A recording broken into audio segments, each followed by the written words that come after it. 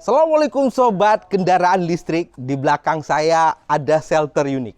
Shelter ini adalah shelter SPB KLU Hybrid, di mana suplai daya untuk pengecasan baterai swab ini dipasok dari dua sumber. Yang pertama adalah PLTS yang di belakang kita itu dengan kapasitas 5,5 kW. Itu di siang hari, dan di malam hari dipasok dari jaringan listrik pemilik wilayah usaha. Mungkin kita ke belakang untuk melihat lebih detail mengenai SPB KLU Hybrid ini. Jadi ini adalah SPB KLU Hybridnya. Ada terdiri dari dua modul ya. Yang pertama mungkin yang biru tinggi ini adalah panel hubung bagi ya, atau konverter daya dari si listrik pemilik wilayah usaha ya. Kemudian yang satu lagi ini, mungkin ini terlihat ya. Ini adalah modul pengecasannya ya. Kapasitas pengecasan dari modul ini sendiri adalah 2,2 kW ya. Untuk mengecas 4 atau 3 unit baterai 1,5 kWh ya. Perlu saya informasikan juga, ini adalah program pilot project kerjasama antara Kementerian ESDM dan WNDP serta NTREF ya. Sekarang saya perlihatkan. Jadi ini suplai utamanya untuk pengecasannya.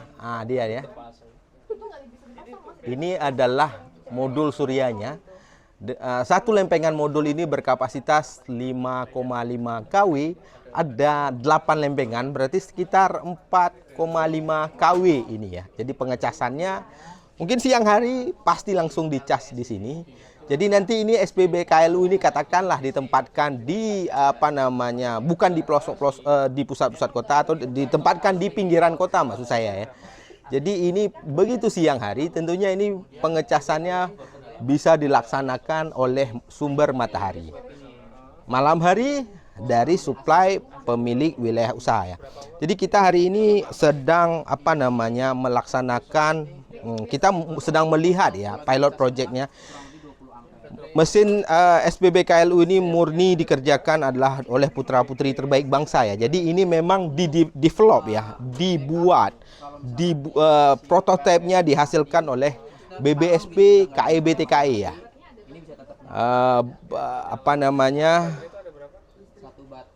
Ini dia. Jadi nanti kalau pengecasannya, bagaimana pengecasannya? Jadi nanti pemilik kendaraan tinggal plug and play ya. Jadi ngambil dari kendaraan, naruh di sini, pluggingnya sama ya. Ini tinggal dicas saja ya, seperti itu ya. Ini saya sempat melihat tadi ini kapasitas baterainya adalah baterai 72 volt. Kemudian ini 1496,6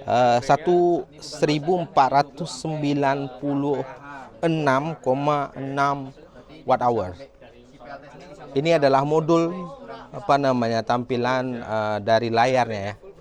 Memang ini adalah saat ini masih tahap development. Jadi tapi ini dari informasi.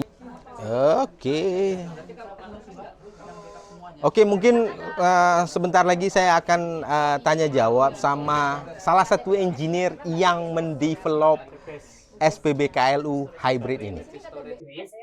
Di belakang saya ada salah satu engineer yang mendevelop SPB KLU Hybrid ini, Mas Bayu ya. Mungkin kita akan tanya-tanya sebentar sama beliau. Mas Bayu, ini develop ini berapa lama ya proses pembangunan dari nol sampai selesai dari SPB KLU Hybrid ini? Dari SPB KLU Hybrid ini kisaran 3 bulan untuk develop ini sih. Jadi termasuk mendesain ya. Kalau membangunnya sih sebenarnya nggak lama ya. Iya, bangunnya nggak lama. Cuman desain mendesain bagaimana, berapa kapasitasnya, bagaimana baterainya, IoT-nya seperti apa, itu yang jadi lama desainnya. Jadi 3 bulan dari nol ya, dari desain sampai ini hari ini kita selesai ya. Terus saya mau tanya nih Mas Bayu ya. Kapasitas pengecasannya berapa? Untuk pengecasannya untuk 3 baterai dan 1 standby kosong. 3 baterai 1 standby kosong. Kalau cycle-nya, katakanlah cycle ya. Ini shelter ini berapa kapasitas PV-nya? PV-nya kisaran 4,5 kW ya? ya pasti KW betul. 4,5 kW. Jadi biasanya kalau satu cycle, katakanlah satu hari, itu bisa pengecasan berapa cycle baterai? 6 baterai. Iya, 6 baterai. Berarti 2 cycle ya? Karena 3/3 ya? Betul. Kalau dari alat cas ini sendiri, itu berapa lama bentuknya? Untuk pengecasannya sih dari 0 ke 100 itu sekitar 3 jam. 3 jam ya? 3 jam itu penuh ya? Penuh dari 0 ke 100 ya? Terus saya mau nanya lagi, ini nanti ini dia apa namanya sistem rencananya ini bisa dikembangkan sampai ke tingkat bisa pembayaran gitu. Iya nanti ketika rencananya nanti substation itu bukan untuk penukaran baterai aja sebenarnya. Substation itu fungsinya sebetulnya untuk memvalidasi baterai itu sehat atau tidak, standar atau tidak.